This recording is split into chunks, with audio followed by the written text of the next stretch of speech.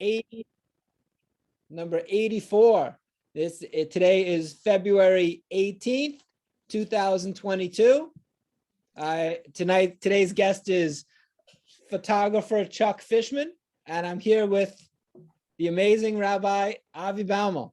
Wow, shalom from the Judean mountains. Today is the 16th day of the first month of Adar, 5,782. So there you have it. Two Adars. Two Adars, double the amount of joy. You know, if you're going to have 2 months, then it should be a second one. Adar is a good one to have an extra month of. Of course. Party, you get to, drink, you do all the things that Jews don't normally do. So there you have it. Yeah, get to have a child. Wow, that's only for those who have it on Rosh Chodesh Adar. That's Rosh Chodesh Adar. It's a good one. Hello, Jeffrey Rolat, and hello, Saul Schachter. Suddenly warm New York. Krakow's also been warm. Good to see you guys. We should have awards for like the most faithful and committed listeners to AMAs, and those guys would definitely be in the running. I gotta say, number one, Saul Schachter. Saul, wow, right off the bat. Very rarely misses it. Benji's been slacking lately. Oh man. Jeffrey's reliable, but does travel a little bit. Yeah, Jeff, there's Wi-Fi on airplanes. No excuses. Randy Brenowitz, excellent, from the West Coast. Super fan. Wow, that's pretty early. So what's new? What's going on with you, Rabbi Avi? When are you coming back? I'm coming back Tuesday, getting ready for some cold, frigid weather from Krakow, but looking forward to it. How's Daddy? Daddy is good. Everything's going well. Baby's good. So lots of firsts. Get to do lots of firsts with her, which is fun.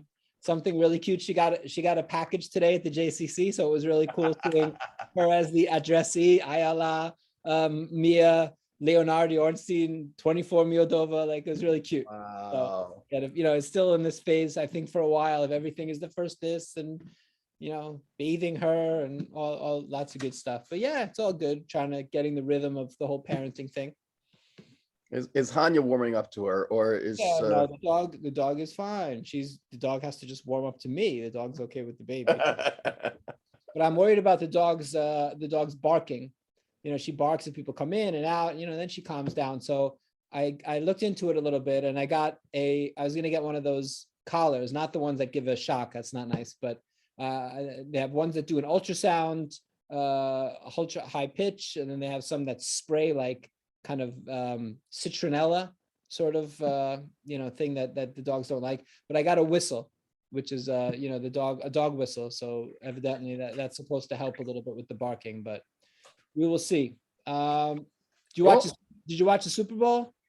I did not. It was way too early in the morning. I saw the highlights. It looked pretty exciting. I didn't see it. I gotta say, didn't watch the Super Bowl. Didn't see any highlights. A little disconnected. Oh, there's Randy. Hi, Randy. Good to see you. Susan Fishman. Hello, Susan Fishman, wife of today's guest, Chuck Fishman. Nice. Or I should say, our guest today, Chuck Fishman, is the husband of Susan Fishman. Yeah, everything here is pretty quiet. We're lowering. We're going down in terms of Omicron, and we're opening up a little. There's rumors that as of March 1st, we won't have to take any tests to get into the country, which is so obvious. I mean, because in the country, you have to take a test anyway, but we'll see if that happens. Very hard to keep track of all this, to be honest. We had a loss here in the community. Pani Fredja, one of our beloved, very active seniors. She's been in a senior center for a few months, maybe the last 6 months or so, and passed away a few days ago, which was a big part of our community for a long time. Pani Freja was a very special person. She was an infectious, and she always had a lot to say, and I confess I never understood all of it. She had a certain way about her that she... Neither did she. But she was cute and she was into things, and she'll be sorely missed. Yeah, it's just a reflection of the passage of time. takes no prisoners. Yeah.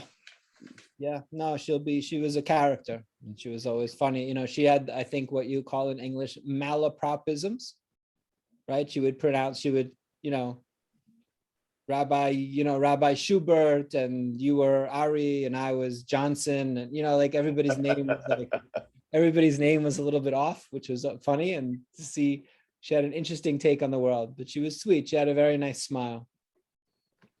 She was, friends. You know, there were two of our survivors who were in the orphanage together after the war, Freja and Pola, and they hadn't seen each other for years and years and years, and then they reconnected and were friendly again, which was really sweet. Yeah, it was nice watching them interact together when they were in the senior club, and yeah, it's like two old classmates. They met again after years and years at the JCC, which was nice. She also was very proud of her, I want to say, grandchild, her son and her grand. Yeah. She would bring him by and talk about Jewish community, and you know, she was, yeah, absolutely. We're gonna miss her.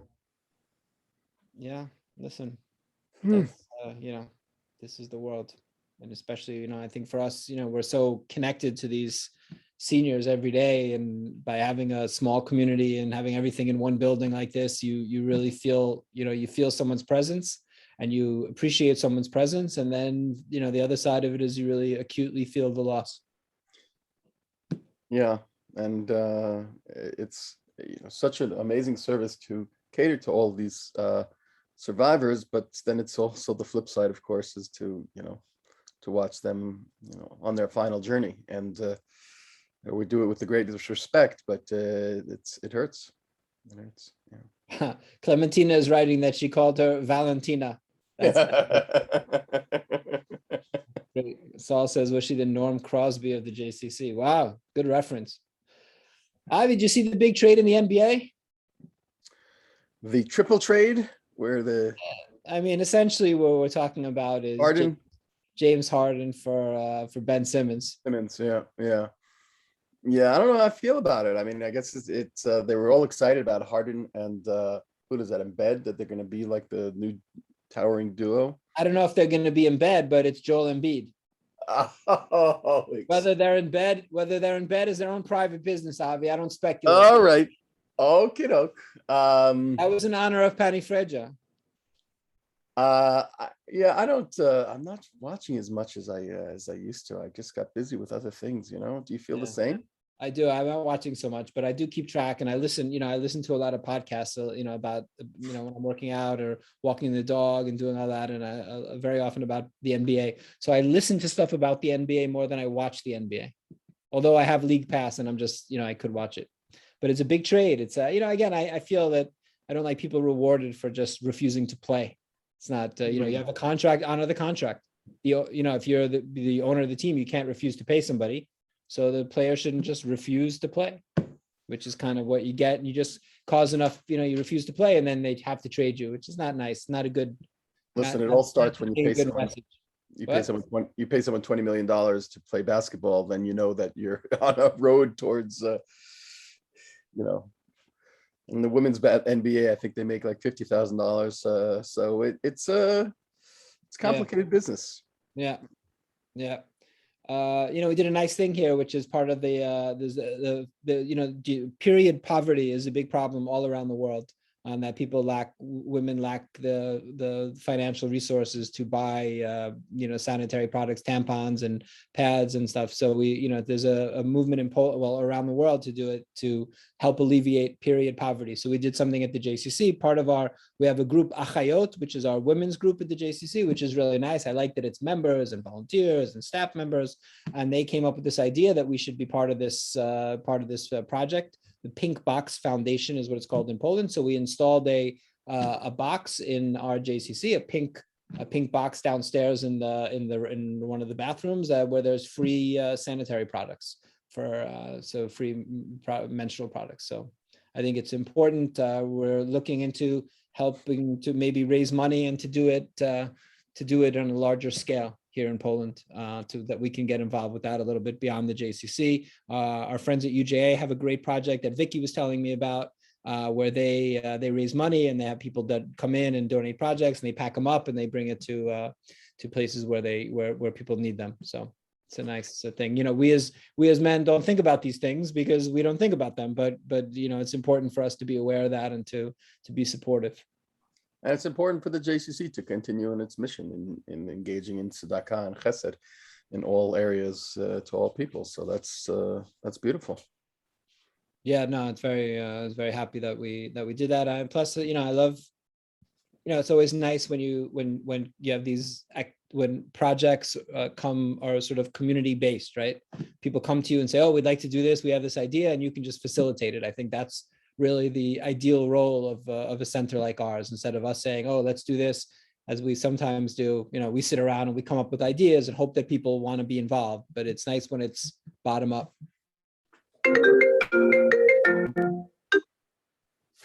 Vicky Warner calling during the AMA deserves a shout out. Wow. Okay. And as of now, Avi, there's not we're not seeing any we're not seeing a Russian invasion of Ukraine. Oh, good to know. All right. People are asking me if Poland's nervous. I don't know. Poland is, there was also a lead article in the New York Times yesterday about this missile base in the east of Poland that Russia's all upset about. So, we always think, listen, Putin's Putin, and he's playing sometimes 3D chess, and he's, really a manipulative, there's doing a lot of bad, to be honest, of course, and is a threat to many things. But we have to also think that, the United States has military bases very, very close to the Soviet Union. And when we had the Cuban Missile Crisis was because the Soviet Union put missiles, nuclear missiles in this case, in Cuba, 90 miles from Florida. So we also don't like it when there are weapons or potential offensive weapons near us. So I try to not to defend Russia's behavior here. Russia's behaving horribly, and they want to, there's an expansionist element of what they're trying to do.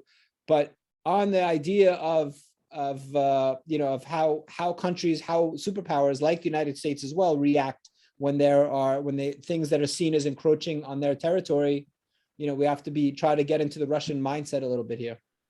I thought that it was the Russia that first piled up their military, and then Ukraine responded. So you're saying that? No, I'm not talking about that. I'm talking about like NATO. The United States has missiles in Poland, and forces in Poland and in Romania, which are very close to the Soviet Union, which Russia, they see that as a threat. So not about Ukraine. It's not really. I don't think the thing in Ukraine is exactly about Ukraine. I think what Russia is trying to do is to do a reset of the Cold War order, which is that up to the Russian border, where the United States and the West is allowed to kind of push up, and Russia's saying, no, wait a minute, we want a bit of a buffer.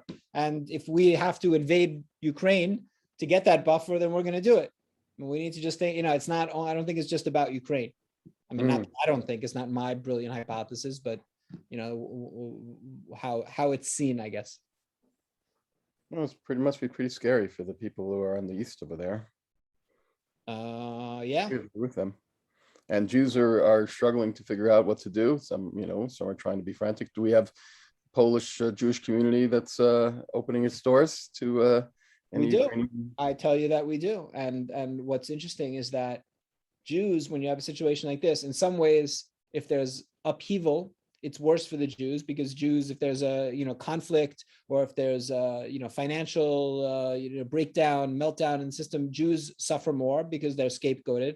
But the other side of it is we are more mobile, right? We have a worldwide network of caring, and we can absorb people and do it that way. And if Jews come pouring out of Ukraine into Poland, then I'm sure worldwide Jewry will help Polish Jewish community deal with them, as we've done in the past with other communities. And the rest of the world, some people that are living in Ukraine have been living in Ukraine, their families for 1,000 years, and Jews are usually a little more mobile. And we, in some ways, deal with those things, crisis like that. We're a little more, we always have one bag packed, let's say, for better or for worse. Yeah, well, Israel, I know the prime minister made a statement to, welcome the Jews to come home, and he said it very forcefully. It's always a time that Israel says, hey, our doors are open. But it's never good for people to be forced to go somewhere, and that people want to go on their own volition. Complicated times. Let's hope on my side and pray on your side for peace and lack of war in Ukraine and Russia. Not good for the world. Amen. And with that, let's admit our friend. It's a friend of both of ours, Chuck Fishman, in his 45-year career, freelance photographer. Chuck Fishman is focused on social and political issues with a strong humanistic concern. His work has been extensively published, exhibited, and collected worldwide. He's won World Press Photo Foundation medals 4 times. His photographs have been, this is pretty amazing. And back when the magazines had millions of people buying them, his photographs have been on the covers of Time, Life, Fortune, Newsweek, the London Sunday Times, The Economist, New York, and many, many others. They're in collections all over the world. We're going to talk all about his amazing product. Chuck had the good sense of doing a book in 1977 called Polish Jews, the Final Chapter, and then made some friends with some of us who helped him understand it wasn't exactly the final chapter. And he's working, that's a project that's being continued. He's done a lot of great work. He's very involved. You can't go to a Polish Jewish major event without seeing Fishman driving everybody crazy by going where he's not supposed to go and taking photos. So great pleasure and honor to have Chuck Fishman with us today. Hello, Chuck. Hello, Jonathan. Hello, Avi. How you doing, guys? Hey, Good. Is that a new haircut I'm seeing, Mr. Fishman? It's all behind me now. It's all behind. I'm going like Bernard. I figured if a 90+ year old guy can grow it out, since COVID, I've let it go. So it's tailed up now. You got a little thing. You got a Bernard thing going. Listen, I'll tell you what, there are worse looks and worse people to emulate than Bernard. No shit. Absolutely. Fair enough. So I think I see a little T-shirt there, huh? You do. You do. Yeah. That's right. Fishman, listen, we appreciate you wearing the T-shirt, but you're not going to curry any favor with the host. We're still going to grill you, Chuck. Oh no! Of course, it would look even better with a Hillel Krakow sweatshirt. So Chuck, I want to discuss a few things with you. I want to talk about, you photographed a lot of amazing, who's who of people in the last 40 years, some amazing names, Ali and the Pope and Khomeini and just Castro. You've been in rooms with all these people and taken some amazing photos. I want to talk about that. I want to talk about your Polish Jewish work. And I'll talk a little bit about Ride for the Living. And I want to talk about just life as a photographer in a field that's changed radically since you got into it. So Chuck, how did you first get interested in photography?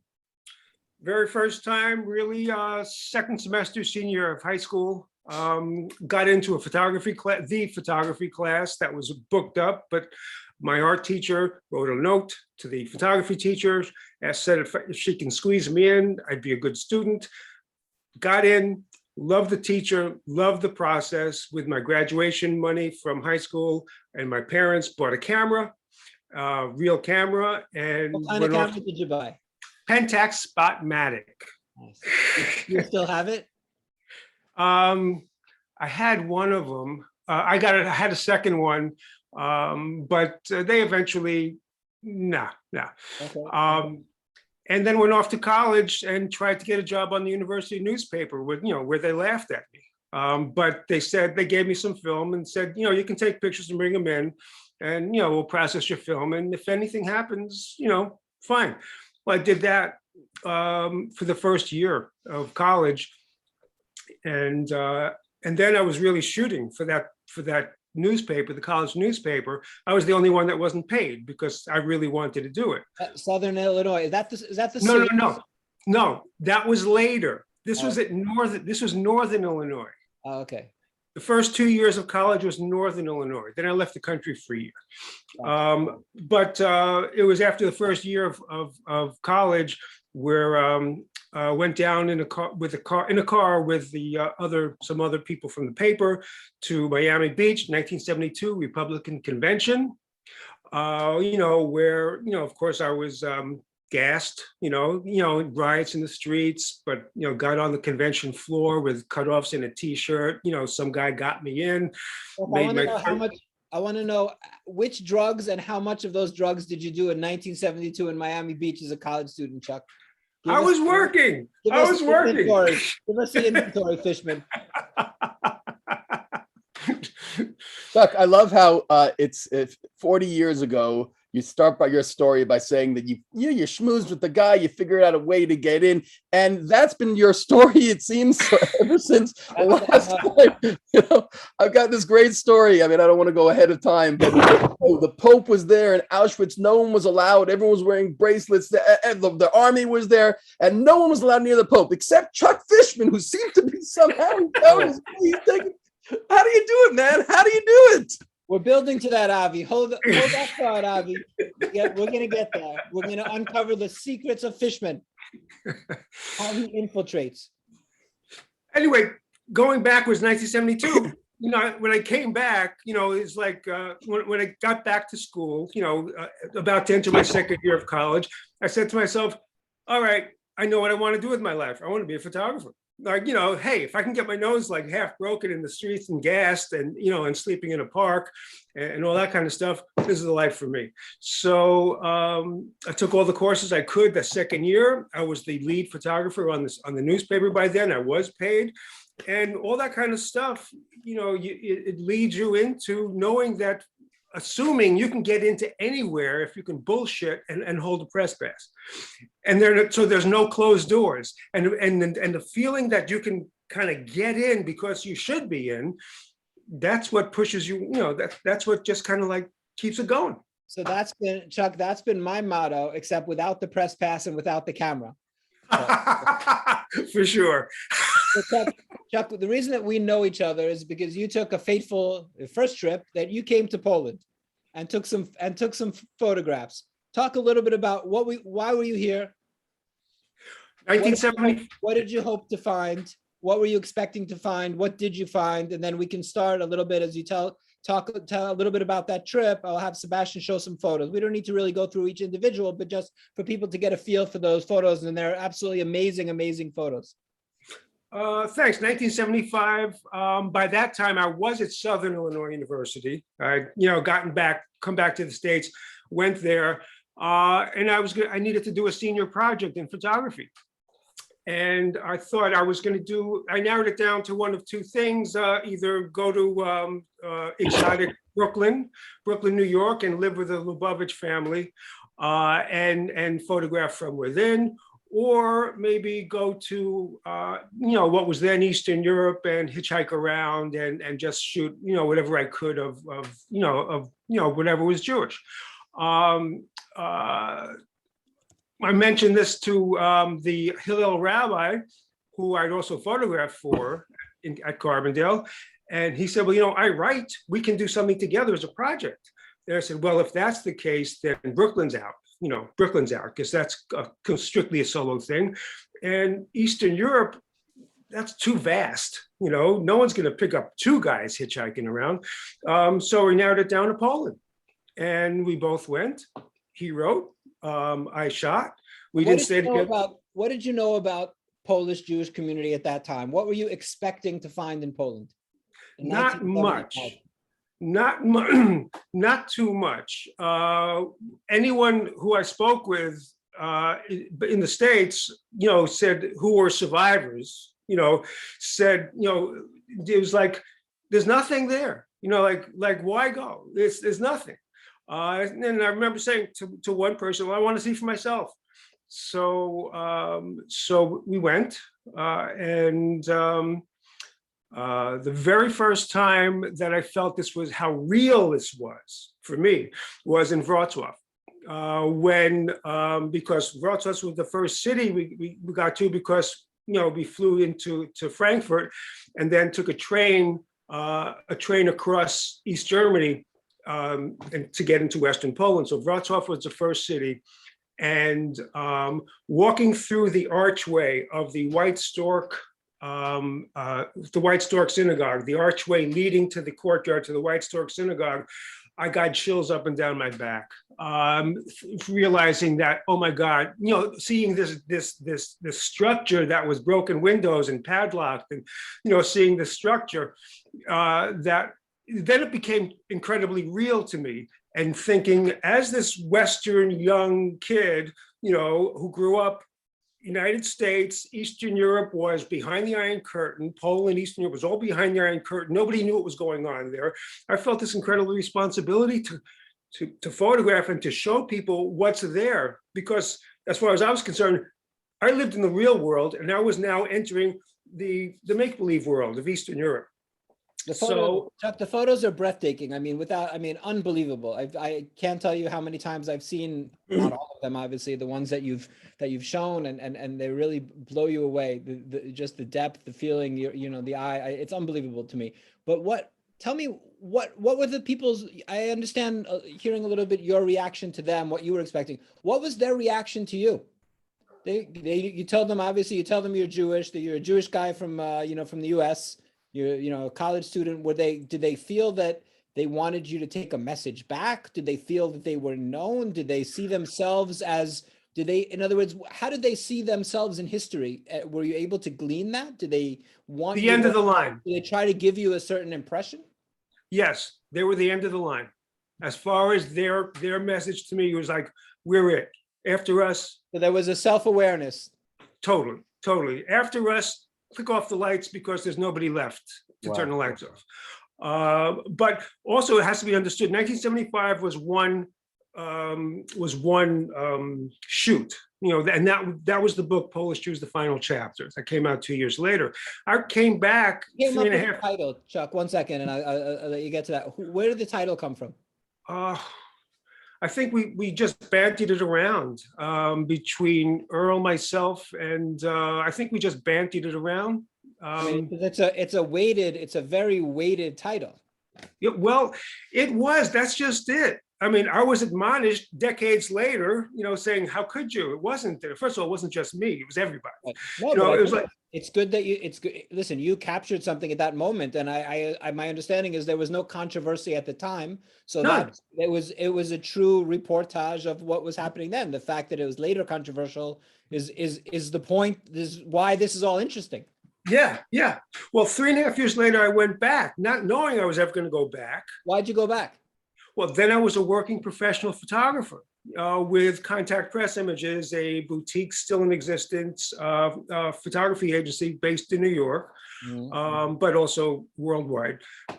And I went back because the Pope, it was announced that the new Pope was going, the first time in 400 some odd years, was not going to be Italian. He was Polish. And so happens that I had gotten an assignment from Time magazine to photograph Isaac Singer receiving his Nobel Prize in Stockholm. Well, that covered a round trip ticket. Well, then if that covers a round trip ticket, I'm going to Stockholm, well, then might as well go to Poland. It was thought within the agency, well, Fishman should go to Poland. Number one, he's been there already. Number two, he shot the book. Yeah, and number two is like now the world, like the Western world, wants to see what's Poland like, because now there's a brand new international figure coming from Poland. So after the Nobels, after Nobel Prizes in Stockholm, I went to Poland and started again, but also had little pictures with me, and then in 78 through 83, I was back and forth several times. Again, as a working professional photographing events. So you weren't there, Chuck. You weren't there necessarily to photograph the Jewish community. It wasn't not at all. It wasn't a continuation of the book. You just happened. No. You just were, let's say, in the neighborhood, and you found a way to get to Poland that just continued this because somehow it caught your eye. Somehow it was pulling you. Well, it more than caught my eye. It was like this became a personal project for me. That once I went back in 78 and 79 and further, and saw children, small children that I didn't really see in 75, learning Hebrew, kids learning Hebrew, next to Nozick Synagogue. And then I met young people at the Yiddish theater and became friendly with them. I said to myself, I made a vow to myself, I'm going to keep shooting.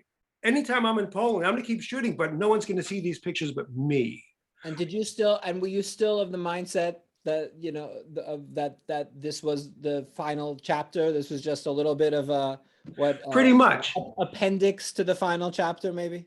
Yes, yes. And I thought to myself, never knowing when I was not going to continue going back to Poland, but it so happened in 1983 was my last time there, and said to until 30 years later, I said to myself, okay, these pictures are archived.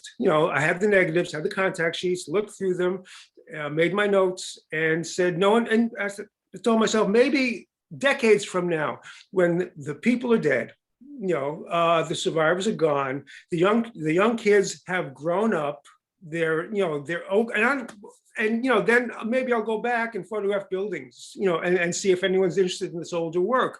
But I didn't want those pictures seen at the time from 78 to 83, because I didn't want any ramifications against the young kids growing up Jewish in communist Poland. I didn't want any pictures published pointing to someone growing up that they're Jewish in what was then communist Poland, that and affect their lives in a negative way. That wasn't going to happen with my work, as far as I was concerned. And you understand, I mean, how much of this was something that you were interested in? So you're taking photos. Obviously, you're somebody who's driven by what interests you, clearly. Obviously, and with the need to, to work and go where the work brought you. And how much of it did you feel a historical responsibility to document something? And I'm sure by that point you were much more aware of the history of Polish Jews by visiting all the time and started to make some friends. How did you feel the weight? Did you feel the way that Vishniak captured a certain moment of Polish Jewish history? I am now capturing this different chapter, or this final chapter of Polish Jewish history. Did you feel the weight on your shoulders, or not really? In a way, but I was also just living my life. I was living my life, and surreptitiously, from 78 to 83, it was unknown as far as Interpress or the official Polish, I did this on my own, quietly, photographing Polish Jews and Jewish life quietly. Chuck, I want to ask you about growing up, your Jewish identity. You grow up in America and you're Jewish. What experience that you had, and then juxtaposed with the Jews that you were, witnessing and photographing. How did that, what was that about? I grew up for my first 13 and a half years in the Bronx, New York. And then we moved, my family moved to Skokie, Illinois, which happened to be one of the largest areas of survivors, Holocaust survivors, and went to Hebrew school, went to an Orthodox Hebrew school 5 days a week, but we were not Orthodox at all. My mother grew up, speaking Yiddish, with her parents, but we were just basic Bronx Jews, and went to Hebrew school, played in the schoolyard, had bar mitzvah, had a bar mitzvah, had just normal stuff.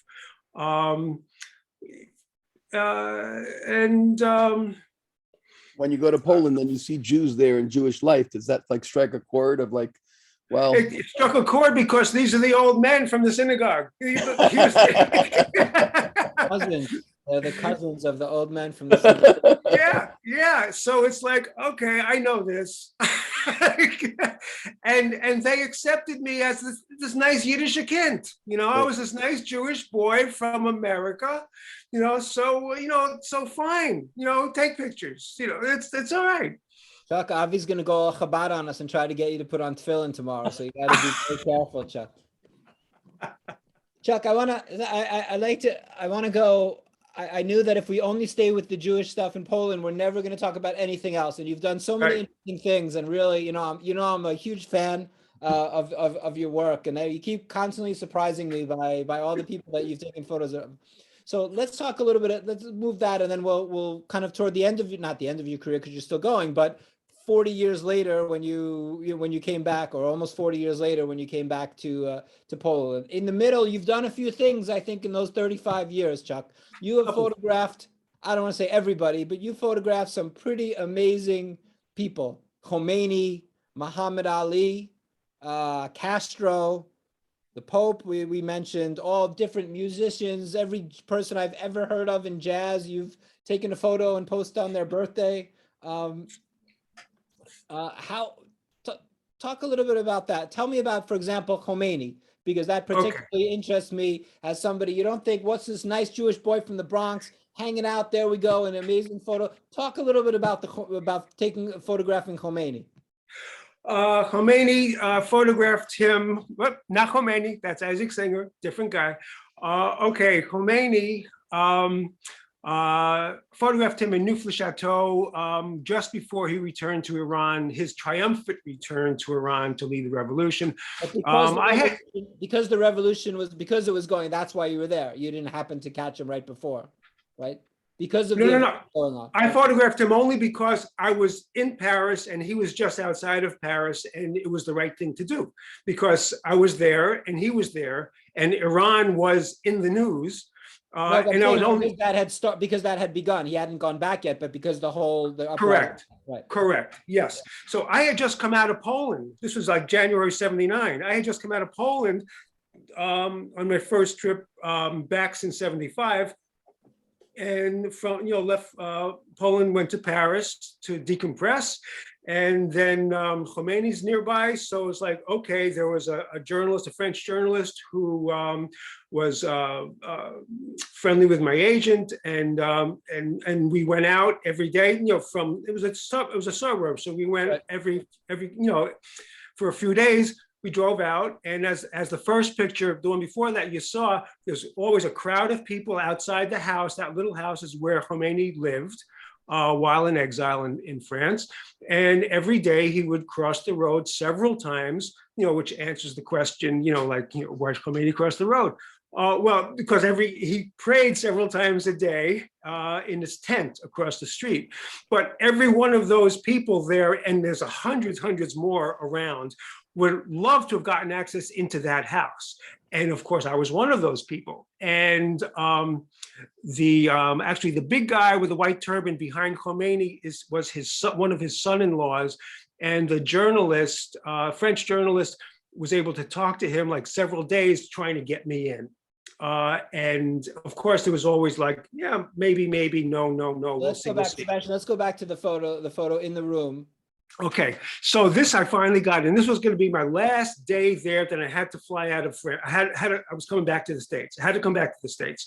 This is the last day there. Again, he pleaded with the son-in-law, and lo and behold, and then the son-in-law was playing around. Goes, you want maybe one picture? Like you want to get into maybe do one picture? And the journalist looked at me, and I'm going like, yes, just get your ass in. He says, just get in. The key to all of these things is access. If you don't have access, you have nothing. You got bupkis without access. So of course, I was patted down. My equipment was checked. I got in. I got into this little room where Khomeini was reading on this little futon mattress. Was he actually reading, or did he just read for the photo? Oh, no. He wasn't doing anything for the photo at all. Okay. No. Did you talk to him? Well, in a way, but not really. I wasn't sure if I was allowed to touch him, or I half held out my hand. Reposition his headgear? Is that what you wanted to do? Yeah, take his glasses off. No, just, I wasn't sure if I was allowed to shake his hand or anything, so I kind of half murmured, because he looked up and the son-in-law brought me in, said something. It was like, okay, he put his paper down. And unfortunately, my first thoughts were to try and make magazine covers in color. So I tried to set up a flash on a tripod and tried to do color. And they all and basically my 2.5 minutes were sunk, and they were gone. And I made some pictures, and I felt that this was crap. But meanwhile, when I had first come into the room, I had one Leica camera with me, one Leica that I preset to the slowest shutter speed that I thought would be appropriate. And I threw it on the, I didn't throw it, I placed it in the corner. I just left it there and brought my color stuff, the other cameras, over to where he was, did those pictures, basically was told, okay, wrap it up, you're out of here. So it was like, I'm going, damn, I know I screwed this up. I screwed this completely. I screwed this up. I grabbed my stuff up, left the room, forgetting the Leica.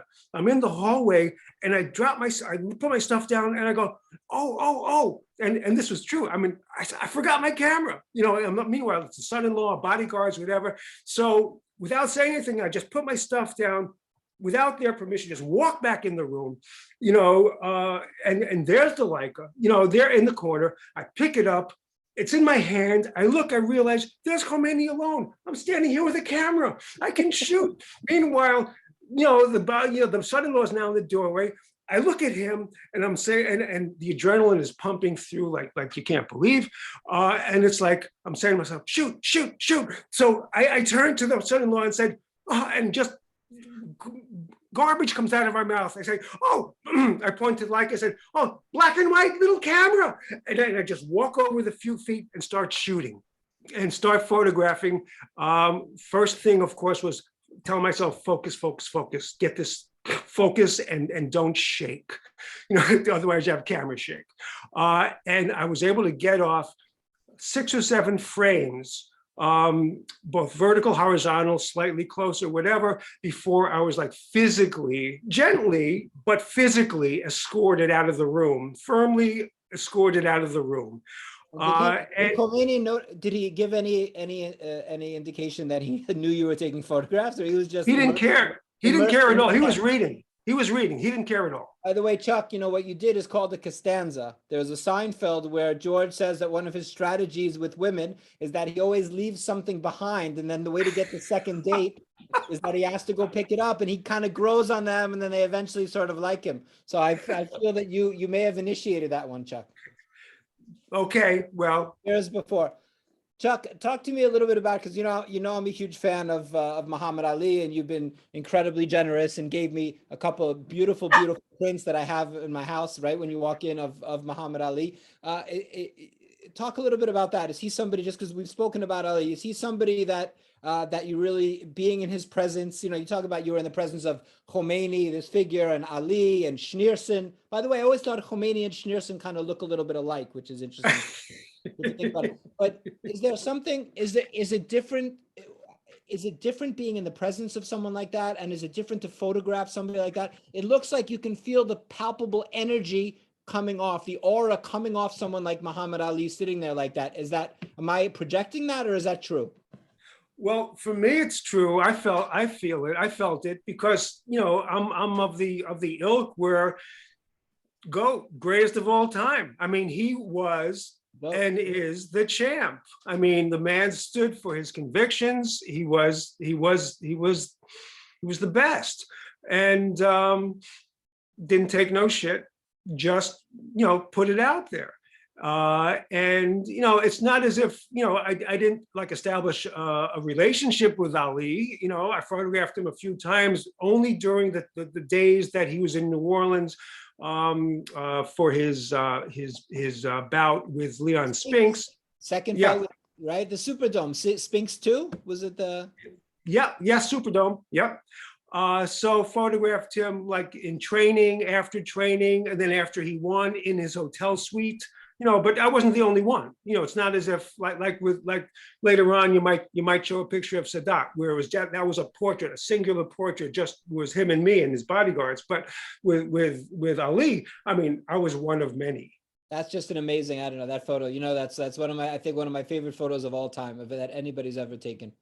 Is there another, maybe one more? I don't know if we'll necessarily have it, but you sent some that kind of jumps out in terms of somebody who was absolutely amazing for you to photograph? Well, let's see. Maybe I'll ask you differently, Chuck. What makes a great subject for a portrait? Not a portrait, but to take a photograph of somebody. In other words, we look at it and we say, oh, it's easy. Ali was so charismatic and the photograph is great. Is it as simple as that? Can you be hell no. charismatic? Can you be an amazingly charismatic person and come off dull in the photos? And can you be Totally. someone with zero charisma and it looks like you're, Jesus? Yes and yes. Yes and yes. I mean, it could be a dullest picture of an incredible person, or it could be, or if if you're able to just get a fraction of a moment of a dull person just getting getting an insight, or you just tweak them the right way just for a fraction of a second, but you capture it, but you get it, then there you go. It's but to answer your question, and because we have a couple of pictures of him, Isaac Singer was a nice guy. Basically, he reminded me of my grandma. He was like my grandma. He talked like her. He acted like her. The same accent, and the same thing. This is him. This was after being announced that he received the Nobel Prize, in his Manhattan apartment, where I was going to be going to Stockholm and photograph him. I called him up on the phone, looked him up in the phone book, the white pages, the Manhattan phone book, lived on the Upper West Side. I was at my agency's office with my camera bag, called him up, he picked up, goes, hello. I mean, just like my grandma. Told him who I was, that I was going to be photographing him the next week, and I would love to photograph him at home, like now, if possible. And he said, all right, just basically, all right. He goes, but you have to hurry, because I'm leaving soon. I'm leaving, and I said, and like, oh, Mr. Singer, like, I'll take a taxi. I'm not far. He goes, you can, and this is in his accent, everything goes, take a taxi, take a helicopter, take whatever you want, but just be here soon, and just the whole thing. So I went running. And he answered the door. He let me in. Here he had just he was getting fan mail. So at one point, and he couldn't see it very well. He asked me to come to the couch. I sat down on the couch with him, and he gave me a letter to read. So I'm reading him his fan mail, when I couldn't shoot because I was reading him his mail. So so I made a picture, but gave it back his letters, and then stood up to get away from him so that at least I can keep shooting. And then the next week was the Nobels. And there's another picture where I went with him to shul on Saturday, and he was not religious, but he was in Stockholm, so he was, representative.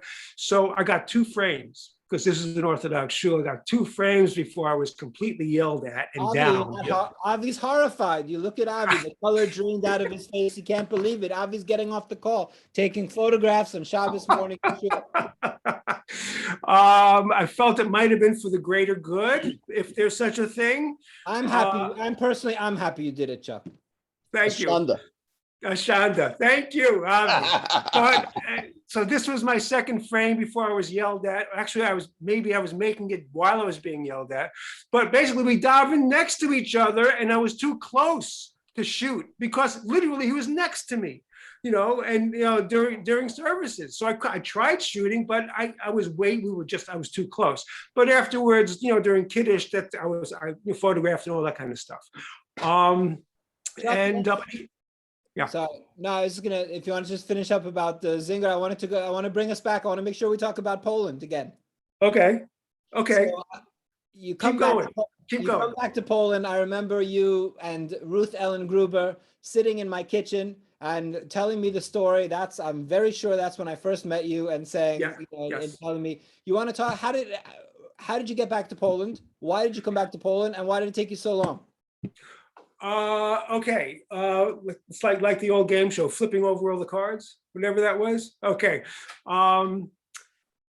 was going to be 30 years, 2013. A couple of years earlier than that, my wife Susan and I attended a lecture that Ruth Ellen Gruber gave at the Polish consulate in New York, where she showed pictures and told stories about her work. One of them was in Poland. One of the pictures show was in Poland, and it was from this restaurant, and the waiter was dressed as a Chassid. And I'm looking at this picture, and it totally startled me. And I'm saying, holy shit. And now my whole frame of reference is Poland circa 70s and 80s. And I see this, and I knew that there was a Jewish festival going on. I knew that things had started up again, but as far as I was concerned, the festival was for show. I felt it wasn't real. Your reality was defined by what you saw when you'd visited. totally. I said to myself, okay, there might not be quote unquote real Jews left in Poland. I don't know what's going on there, but this is something. This is a story. I mean, this is something. So I spoke with Ruth, and she said, and she told me, your historic work is great, but it's historic. It's not what's happening now. It's a whole new story now. So I went about to try for the first time in my life to get some kind of a grant, and figure it was going to be 30 years. So you need a hook, some kind of a hook, so to get people interested. So 30 years since, and I did get a small initial grant, and went back in 2013, and it was blown away. I was blown away from the minute I got off the airplane. I was blown away. Am I right that you started in Krakow? No, started in Warsaw, flew into Warsaw. No, I had to fly, flying nonstop, nonstop, shooting film, still shooting film for a reason. I mean, just getting off the plane, with the glass and steel modern, international airport, and getting and driving into Warsaw with a Lamborghini pulling out in front of us and seeing an ATM machine. I left communist Poland, I left, and now coming back to this, I was just floored. And how long did it take you? How long did it take you before you realized that you wanted to essentially continue this project that you'd begun 30 years ago? Immediately. Right away, you looked around and you go, "Oh my God, I got to start shooting." Well, no. I knew I was going to. I knew I was there to shoot. You were going to do it when you came. I knew definitely, and I was driven straight to the sukkah, straight to the Nozick Synagogue sukkah, where I then met, even though we corresponded, where I then first met Michael, the chief rabbi Michael Shudrick, and in the sukkah, and I'm looking around, and I'm just blown away beyond, and everything that kept going, kept developing from there, just kept growing and growing and growing. And I realized, wow, just wow. And of course, that was 2013 now already. And I've been back multiple times since, and continuing that body of work. I mean, that's an unfinished body of work. People said to me, well, when are you going to do it as a book, or when are you going to do this or that? So wow. I don't really know. He said, this is from 2013. Here's, and there, of course, it's Pani Freja. Yeah. This is 2013. That the first picture and the second picture are JCC Krakow related. This is the Polish Jewish artist Helena Chernik and her mom Ursula in the sukkah that Ursula built. That 2013. This, a year later, the Jewish festival, Jewish Culture Festival in Krakow at Shalom on Shiroka. This is JCC Warsaw. This is Sunday Boker Tov, Sunday afternoon brunch. People. Not only Chuck is the project. It's Rabbi Shudrick eating. What I'm going to take a wild guess and say is probably salmon. Yeah, and of course working on his phone en route from one thing to another, never stopped working. I mean, that's how you do it. One cannot say enough of what Michael has done. Here's two guys in yarmulkes, visible. Who's that handsome bastard with the Pope? Well, you can't see his face. That's Rabbi Avi with covering his cell phone. Oh. But the other one is the chief executive, is the executive director of JCC Krakow.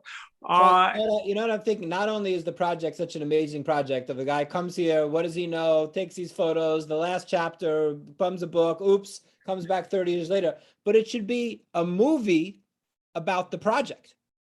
Forget about only the project, but what a great story for a movie. The only question is, who's going to play young Fishman? Clearly, Timothy Chalamet. You know what? I don't even know who Timothy Chalamet is. But then who plays current Chuck Fishman? What? Who plays Fit? No, not you. Oh, Harrison Harrison Ford's Ford. a little old. Harrison Ford's a little old, but it's not a bad. It's not bad. So what's the plan? What's the plan now? We had an exhibition with some of the photos at the Galicia Museum. You've done, you did a book about that, but I understand that this is not finished. no, it's not finished. I don't think it'll ever be finished, but Oh, but I one do day look. it will be finished, Chuck. Yeah, yeah. Well, Not I look. until 120 years, but at some point it'll be finished. Well, I want to shoot more in film. At least one more trip using film. And I stress that, but that's a long story why I want to keep it filmed, because it all ties together. Continuity. We love it. Chuck, Chuck, let's you talk need for a to- minute about the bicycle ride. Bicycle ride. Shot at 2019. You want to show pictures? Shot 2019. We're very excited. We're working on a project. We're working on a project with the Polish Embassy in Washington, and hopefully this will turn into a nice exhibition and a book. Tell me about shooting the ride, Chuck. What was that like? Shooting the ride was very cool. It was very, very cool. It was something I knew I definitely wanted to do. It's Oh, that's a good one. I haven't seen that one. You have it? I don't. There's a lot. Maybe There's a lot. There's a lot you haven't seen. It's great. I mean, come on, it's great. I can't say enough great things about it. It's a growing movement. It's awareness. It's awareness. It's everything positive. It's all positive stuff. Now that you shot the ride, will you ride in the ride? Oh, I might ride a little bit with a cat, with at least a Leica, just to get that perspective. Can't stop shooting, Chuck Fishman. He cannot stop shooting. Charles, are you Team Latka or Team Hamantash? That's a no-brainer as far as I'm concerned. Always Latka. Latka forever. Always Latka. That's a great photo. There you go. There you go. And that's one frame. It's a one-frame deal. Jonathan Bernard leaving Auschwitz, You're good at this photography thing, Chuck. I think you should stick with it. By the way, that picture should be noted was exhibited at the United Nations and JCC Krakow with the Lanka project. That's right. A wonderful, really a great project, the Lanka project. Really wonderful. When you originally told me about it, I had no idea what you're talking about. Then we had it here and I finally understood what it was. Mr. Fishman, 3 favorite films of all time. Okay, first, a cult film, Putney Swope. Putney Swope, classic.